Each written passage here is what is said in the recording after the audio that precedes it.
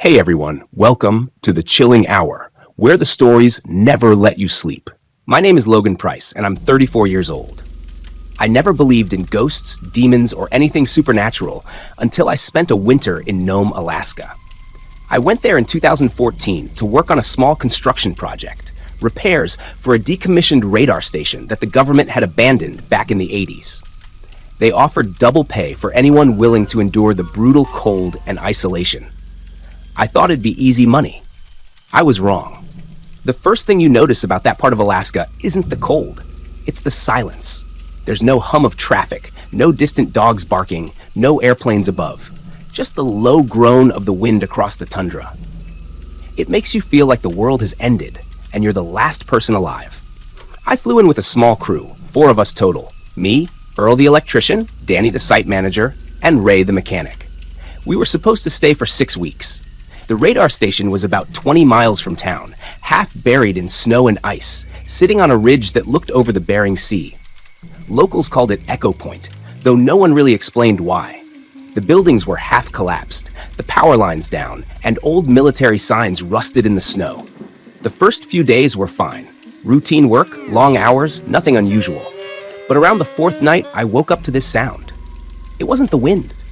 It was something else, like a woman humming. A low, rhythmic melody that drifted through the walls of my sleeping quarters. At first, I thought Danny was playing music in her room, but when I checked, she was sound asleep, headphones still in her ears. Earl and Ray were snoring in their bunks.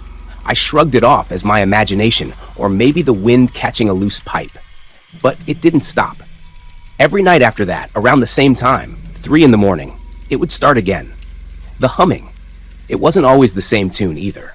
Sometimes it was soft, almost comforting. Other times, it had this rising, distorted pitch, like someone crying while trying to hum. It echoed through the metal corridors, fading when I tried to follow it. By the end of the first week, I wasn't the only one hearing it. Earl came into the mess hall one morning, pale as snow. "You guys hear that singing last night?" he asked, his hands trembling as he poured coffee. Danny looked up from her paperwork.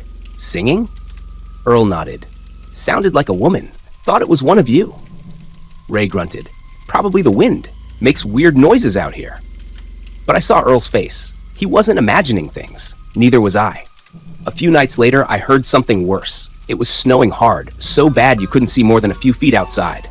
I was on watch duty, sitting by the generator shed, making sure the heat didn't cut out.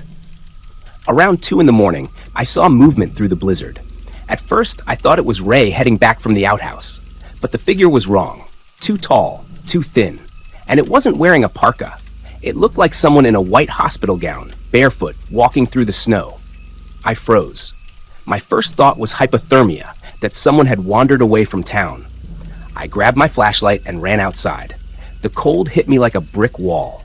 I shone the light into the storm, yelling, "Hey, you need help?" The figure stopped. Then it turned toward me. Her face, if you can even call it that, wasn't human. The skin was pale blue, like frostbitten flesh, and her eyes were solid black, like holes in her skull.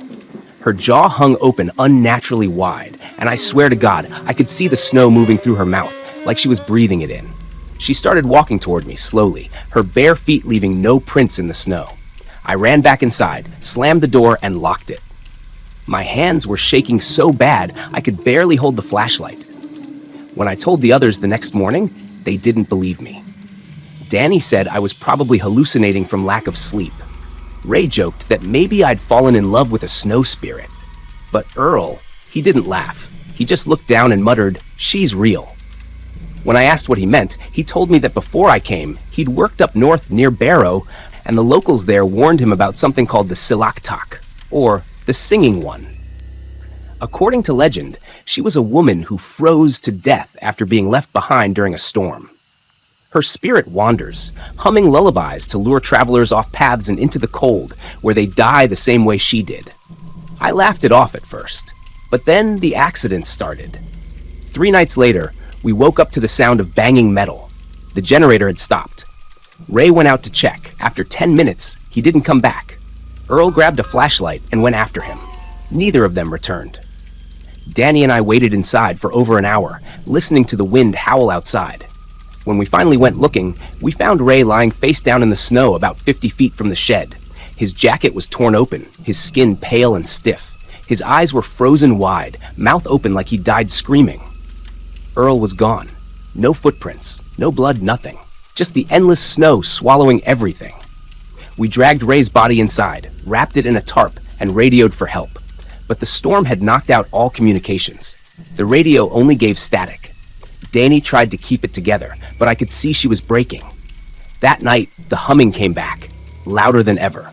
It filled every room, every hallway, like it was coming from inside the walls. It wasn't a song anymore.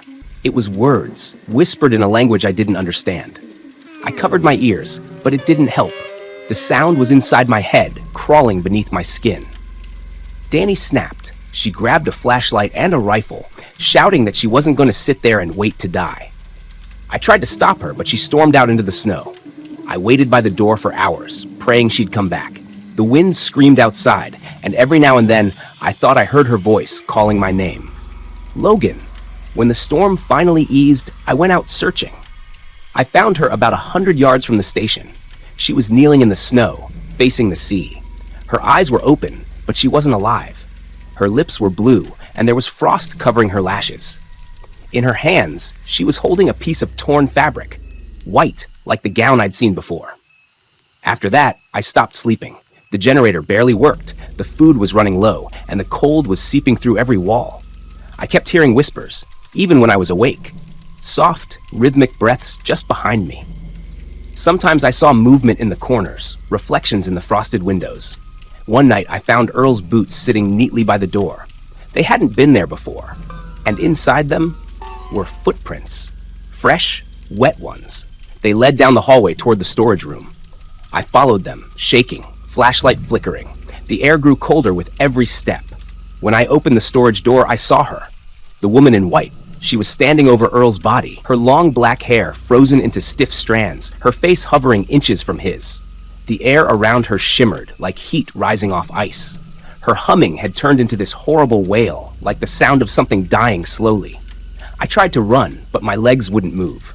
She turned to me, and I swear I could feel her breath, icy and heavy against my skin. She whispered something that sounded like my name. Then she smiled. When I came to, I was lying outside in the snow. No coat, no boots, barely conscious. The sky was gray, and the storm had stopped. The helicopter from Nome was circling overhead. They'd come to check on us after we missed our radio calls. They found only me alive. I spent 2 weeks in the hospital recovering from frostbite and shock. When they went back to the site to collect the others, they found the bodies. But something was wrong. Earl and Danny's faces were completely gone, as if burned or melted. The snow around them was untouched, no footprints, no sign of struggle. They said it must have been exposure, maybe animals. But there aren't animals that far inland, not in that cold. A month later, the government sealed off Echo Point completely. No one's allowed near it now. Sometimes I still hear it, the humming. When it's quiet and the wind outside my apartment picks up just right, I hear her voice through the walls. It always starts softly, like a lullaby. Then, little by little, it grows louder. I've moved 3 times since Alaska, but it follows me. Last week, my neighbor knocked on my door, asking if I'd been playing music at night. She said she could hear a woman singing through the vents. I haven't told anyone else about this until now, because I know how it sounds. But she's still out there, somewhere in the cold, waiting. And when I close my eyes at night, I see her, standing barefoot in the snow, her black eyes locked on mine, her mouth opening wider and wider, like she's trying to swallow the storm itself. If you ever find yourself near Nome and you hear humming in the distance, don't follow it. Don't listen, because once you do, she'll never stop singing for you. Story the end. Story number 2. My name's Ethan Miller. I'm 33 years old, and I'm about to tell you what happened to me 2 years ago in a small Alaskan town called Eagles Hollow. I wish I could say this was just a strange dream or something my mind made up in the freezing dark, but every time I close my eyes, I still hear them. The whispers coming through the snow. I was a wildlife photographer, mostly working for small magazines and blogs. I'd traveled to Alaska several times before, but this trip was different. I got an assignment to document small, remote Alaskan towns during the winter months, places few outsiders ever visit. Eagles Hollow wasn't on any map I could find. It was mentioned in an old forum thread by a hunter who claimed it had the quietest nights in Alaska. That intrigued me. I took a ferry from Juneau to Haines, rented a beat-up Ford truck, and drove for hours through snow-choked roads. When I reached the supposed location, there was nothing, just a narrow trail leading through the trees. I should have turned back, but I had this weird pull to keep going. Maybe it was curiosity. Maybe it was something else. After 2 hours of creeping through the woods, I saw a wooden sign half buried in snow. Welcome to Eagles Hollow, Pop, 47. The letters were faded, the sign tilted like no one had touched it in years. But there were lights flickering in the distance, so I pressed on. The town looked like something from the 1940s, small cabins, a frozen main street, a rusted gas pump, and an old church standing crooked against the horizon. The windows of the homes glowed faintly, but I didn't see a single person outside. Not one. I parked near the general store and walked around, camera in hand. I called out once. "Hello?" And my voice echoed back, muffled by the snow. No answer. But I could feel something watching me. Not eyes in a window or movement behind a curtain, but deeper, like the air itself was aware of me. Then a man appeared from behind the store. He wore an old flannel coat and a fur hat. His face was pale, cracked from the cold, and his eyes were almost colorless. He didn't speak right away, just stared. "You shouldn't be here," he finally said. "I'm just passing through," I told him, "doing a photo project about small towns." He shook his head. "No one passes through Eagles Hollow. You leave now." I tried to ask if there was a motel or place to stay, but he just turned and walked away, disappearing around a corner. When I went after him, he was gone. I was tired, snowblind, and freezing, so I decided to stay in my truck overnight. Around midnight, I woke up to the sound of knocking. It was soft at first, then faster, like someone tapping on the glass of my window. I sat up and saw small handprints, children's handprints, on the frost-covered glass. I opened the door fast, shining my flashlight around. No footprints, nothing but untouched snow. I got back inside and locked the doors. That's when I heard laughter, faint and high-pitched, circling the truck. I turned on the engine, ready to leave, but my headlights flickered and died. The engine cut out. Then I saw them. Shadows in the fog, maybe 5 or 6 figures, small like children, standing in a half circle around my truck. Their eyes were glowing pale blue, their mouths hanging open wider than humanly possible. I blacked out. When I came to, it was morning. My truck door was open. Snow had piled inside, and there were tiny bare footprints leading away from the truck and toward the woods. My camera was gone. I stumbled into town, desperate to find someone. Anyone. That's when I met Clara, an older woman who ran what looked like an abandoned diner. She was the only person who spoke to me like I was real. "You saw them, didn't you?" she asked, as if she already knew. "I don't know what I saw," I said. She poured me coffee with shaky hands. "They come for outsiders. Always have. Since the storm of '62. The children froze in the blizzard, and when the thaw came, no one found their bodies. Just empty boots. Empty coats. But they never left."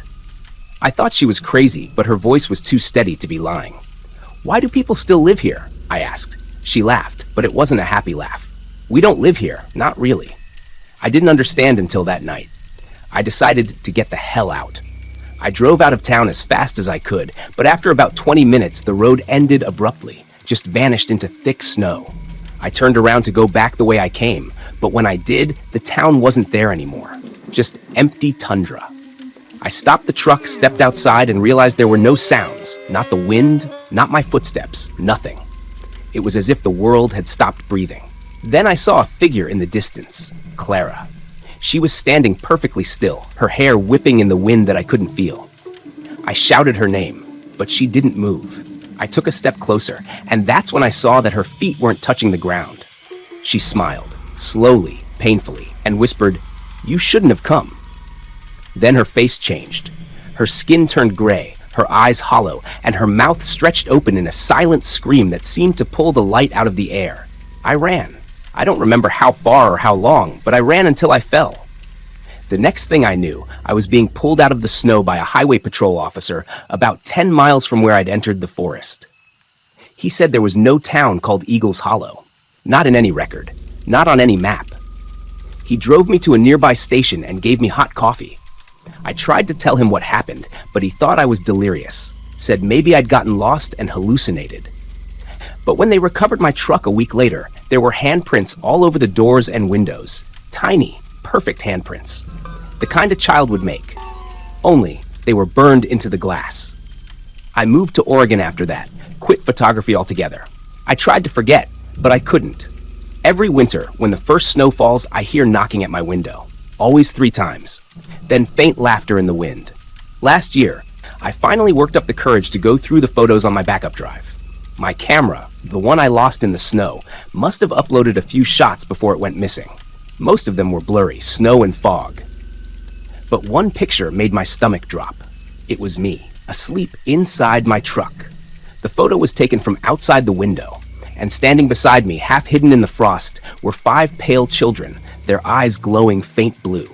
The timestamp said 2:17 a.m. That was the same night I heard the knocking. I don't tell people this story anymore. No one believes it. They say it's just the isolation of the Alaskan winter getting to me. But I know what I saw. And I know that somewhere out there, beneath the snow and silence, Eagles Hollow still exists, waiting for someone else to wander in. If you ever see a sign half buried in the snow that says, "Welcome to Eagles Hollow," turn around. Don't stop. Don't take pictures. And whatever you do, if you hear knocking in the middle of the night, don't open the door. Story the end. Story number 3. My name's Daniel Ward. I'm 34 years old, and I swear on my life, what happened to me in 2012 in a tiny Alaskan town called Bethel Creek was real. I've tried to move on, start over, but even now in the dead of night, I still wake up gasping, certain that thing followed me back. It started when I got hired by the Alaska Department of Transportation to maintain the airstrip near Bethel Creek. It's a forgotten little town, maybe 200 people, tucked between endless pine and frozen swamps. There's only one road in, and most of the year, it's more ice than asphalt. The government pays extra for people willing to work that far out. I figured a few months in the cold would be easy money. When I landed, I noticed right away how strange the silence was. The plane dropped me off and left, and there wasn't a single sound. No birds, no wind, no people. Just this low hum in the air, like the world was holding its breath. The town looked like something from the 1950s. Faded wooden houses, a small general store, a church with a half-broken cross. My lodging was a tiny cabin near the edge of town. An old woman named Martha owned it. She was in her 70s, thin as a twig, and her eyes were so pale they almost looked white. She handed me the keys and said, "Don't go out after dark, especially past the tree line." I laughed, thought she was joking, but her face didn't move. "I mean it," she said. "The woods don't forget." For the first week, nothing happened. My job was simple. Keep the generator running, clear snow, check the landing strip lights. At night, I'd sit by the fire and read. The cold didn't bother me much. I grew up in Montana. But there was something off about the nights there. Around 11 p.m., the wind would stop completely. Not slow down. Stop. Even the snowflakes in the air seemed to freeze mid-fall for a second before resuming. Then I'd hear it, the crunching sound, like footsteps in the snow, circling my cabin. I'd go outside, flashlight in hand, but there were never any prints. Just that hollow silence again. One night, I caught sight of something between the trees. At first, I thought it was a deer, but it was standing upright. Tall, too tall. Its head was tilted at an odd angle, and even from a distance, I swear I saw its mouth stretched too wide, like a grin that didn't belong to anything human. I blinked, and it was gone. The next morning, I went into town for supplies. When I told Martha what I'd seen, her face went pale. She said, "It's him, the Watcher." I thought she was crazy, but she told me the story anyway. Back in the 1920s, before the town even had electricity, a trapper named Eli Core lived in those woods. He went missing one winter during a blizzard. When they found him, he was frozen solid, standing upright in the snow, his eyes black as tar and his mouth torn into a smile. After that, people started vanishing. Hunters, loggers, even kids. Locals said Eli's spirit never left, that he'd become something else, something that watched from the tree line, mimicking voices, luring people out at night. I didn't believe it, at least not until the third week. That night, my generator died around 1 a.m. I got up to check it, wrapped myself in a parka, and stepped outside. The cold was biting, the kind that makes your lungs feel like they're full of knives. I could barely see beyond a few feet because of the fog. But then I heard it, someone calling my name. Daniel. It was faint but clear, a woman's voice. I thought maybe Martha needed help, so I called back. Martha? You okay? No answer. Then again, softer, closer this time. Daniel. It was coming from the woods. Every instinct in me screamed not to go, but I felt pulled, like my body wasn't mine anymore. I followed the sound to the edge of the tree line, shining my flashlight between the trunks. The light caught something pale moving in the distance. It looked like a woman in a white nightgown, barefoot, standing in the snow. Her skin was grayish, like she'd been dead for a while, and her mouth hung open. I froze. Then, in a voice that sounded exactly like mine, she whispered, "Come here." That broke whatever trance I was in. I turned and bolted back toward the cabin. As I slammed the door, something heavy hit the wall outside, so hard the window cracked. I didn't sleep that night. I sat with my shotgun across my lap, staring at the door until the first light of dawn. When I told Martha the next day, she said, "He's taken an interest in you now. He remembers those who look at him." I packed that afternoon. I didn't care about the job anymore. But when I got to the edge of town, the single road that led out was blocked by a fallen pine. Huge, must have weighed a ton. No way I could move it alone. I went back to get help, but by then, the few townsfolk I'd met were gone. Doors open, fires dead, cars still parked out front, but not a single soul anywhere. It was like the town had emptied overnight. By sunset, I realized I was alone. Then came the knocking. It started softly at first, like gentle taps on the window. Then harder, faster. I yelled out, "Who's there?" No answer. Just more knocking, this time from the other side of the cabin. I ran to the back door, but nothing was there. When I came back to the front, the door was open. Outside stood the same figure I'd seen before. Tall, thin, skin stretched tight, and that grin carved deep into its face. But the worst part was its eyes. They looked exactly like mine. I fired the shotgun. The sound echoed, but the thing didn't fall. It only tilted its head, grinning wider, before vanishing like smoke. The next morning, I found footprints in the snow leading from the trees to my door, bare human prints. They stopped right at the threshold. I tried the radio that day. Nothing but static. I stayed inside until I couldn't take it anymore. Then I remembered the airstrip had an emergency beacon. If I could reach it, maybe someone would come. I grabbed my pack and headed out, following the road through the mist. It felt like walking through another world. No birds, no wind, just that same humming silence. Halfway there, I saw the fog shift. Shapes moved within it. Faces. They flickered in and out like reflections on ice. And then I heard footsteps, multiple ones, pacing around me, crunching the snow though I couldn't see anything. A voice whispered behind me, "You shouldn't have looked at me." I ran. I don't remember how long, but when I reached the airstrip, the fog was so thick I couldn't see the beacon tower. I climbed it anyway, hands shaking, frost biting my fingers. I flipped the switch, nothing. The power line was cut clean through. That's when I heard the laughter. It wasn't loud. It was soft, almost playful. It echoed all around me, in the fog, in my ears, even inside my head. I looked down and saw shapes gathering at the base of the tower, pale, thin, swaying side to side. Dozens of them. Faces twisted into that same grin. Then, one by one, they turned their heads upward. Every single one of them had my face. I screamed, jumped from the tower, landed hard in the snow, and just kept running. I don't know how, but I made it back to the cabin before blacking out. When I woke up, it was daylight. The fog was gone.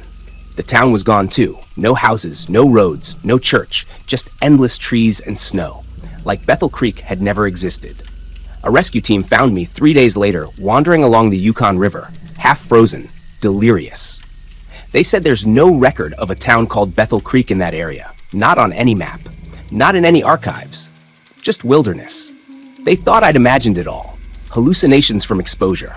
But I know what I saw. I still have the scar on my shoulder from the night something clawed through the cabin wall. And sometimes when I look into the mirror too long, my reflection smiles before I do.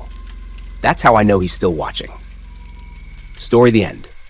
Story number 4.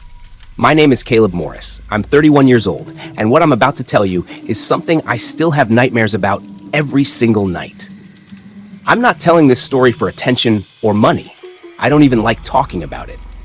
But people keep asking why I left Alaska so suddenly. Why I refused to talk about my last year there. Maybe it's time I tell someone before I lose my mind completely. In 2017, I moved to a tiny town called Port Moro, about 5 hours south of Anchorage. The population was less than 200 people, mostly fishermen, trappers, and a few old-timers who'd lived there all their lives. It wasn't on most maps, and outsiders didn't come by unless they were lost. I went there for work, managing a small power station that supplied electricity to the town and a nearby cannery. At first, it was peaceful. Quiet in a way city people never experience. The kind of quiet where you could hear the wind scratching against the windows like fingernails. Nights were pitch black, so dark you couldn't see your own hands unless the moon was out. The locals warned me about the winter nights, the endless darkness that lasted for months, but I figured I could handle it. I was wrong. The first strange thing happened about a week after I arrived. I woke up around 2 a.m. to a loud banging on my cabin wall. Not a knock, a full hard slam. I grabbed my flashlight and went outside, but the snow was untouched. No footprints, no animals, nothing but the pale, eerie shimmer of the northern lights overhead. The next morning, when I mentioned it at the general store, everyone went silent. One old man named Ernest muttered, "Don't go answering knocks at night, son. Not around here." When I asked what he meant, he just stared at me and said, "Some things don't need welcoming." That night, I couldn't sleep. I kept hearing something moving outside, soft crunching in the snow, like someone circling the cabin. I shut off my light and peeked through the blinds. At first, I didn't see anything. But then I noticed it, a shadow standing near the tree line, tall and still. Too tall. It wasn't wearing a coat, or maybe it was just too dark to tell. The thing's head tilted slowly, unnaturally, like it was studying me. I blinked, and it was gone. The next few days, I kept seeing strange things at the edge of town, footprints in the snow that led nowhere, a weird sulfur smell in the air, and dogs barking at empty woods. I told myself it was just isolation getting to me. Then, one night, everything escalated. It was early December. The sun had stopped rising completely, so we lived in almost total darkness. I was at the power station doing maintenance when the radio crackled with static. I thought I heard a voice through it, a faint whisper. It said, "Don't let it in." I froze. The radio went dead. Then the power flickered, the lights dimmed, and I heard that same loud banging again, this time on the metal door of the station. I shouted, "Who's there?" No answer. Then came a scraping sound, metal against metal. I opened the door a few inches, and cold air blasted in. There were long, vertical scratches running down the door like something had clawed at it. When I got back to the cabin, my neighbor Hannah, a young woman who worked at the cannery, came running over. Her eyes were wide with fear. She said she'd seen someone or something standing by her window at 3 a.m. She described it just like I saw it. Tall, black silhouette, head tilted sideways, no face. I hadn't told her what I saw. That's when I knew I wasn't imagining it. The townsfolk avoided talking about it, but you could tell they all knew something. Doors were bolted at sundown. Curtains stayed drawn. The children never played outside after dusk. One night at the tavern, Ernest finally told me what they all feared. He said, "They call it the Watcher of the Woods. It comes when the dark sets in too long. It knocks to be let in, but once you open that door, God help you, it ain't human no more, whatever it used to be." I wanted to laugh it off, but Ernest's eyes looked dead serious. He said the Watcher appeared every few years, taking whoever was foolish enough to answer its knock. Sometimes those people came back days later, but not the same. Pale, quiet, and hollow-eyed. About a week later, Hannah stopped showing up to work. I went to check on her. Her door was locked, but her porch light was on. I called her name. No answer. Then I saw them. Footprints in the snow leading from her porch to the woods. Bare footprints. It was below zero that night. No one could survive barefoot in that cold. I followed them for maybe 50 yards, my flashlight shaking in my hand. Then they just stopped. No more prints, no signs of struggle, just a trail ending in the middle of nowhere. The next morning, the sheriff organized a search party. We found her 3 days later, miles away, standing frozen solid near the lake's edge. Her eyes were open wide, her mouth slightly parted like she'd been caught mid-scream. But there were no marks on her, no injuries, no signs of hypothermia's struggle. Just stillness. The autopsy said cardiac arrest. But what terrified everyone was that her cabin door had been unlocked from the inside.